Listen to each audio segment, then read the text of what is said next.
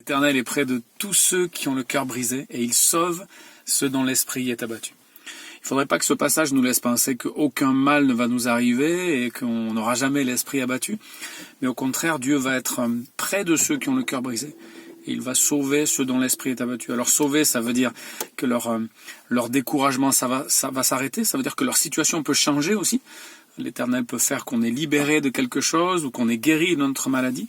Mais si on n'est pas guéri et si on n'est pas vraiment libéré physiquement, on va être calmé, tranquillisé et guéri psychologiquement ou spirituellement. Voilà, c'est la promesse de Dieu et c'est ce Dieu qui n'oublie pas ceux qui vivent des choses difficiles. Et pour terminer, on va dire qu'on ne va pas remercier le Seigneur pour les choses difficiles qu'il nous permet de vivre, parce que Dieu aime pas le mal et il a voulu un monde sans mal, sans péché.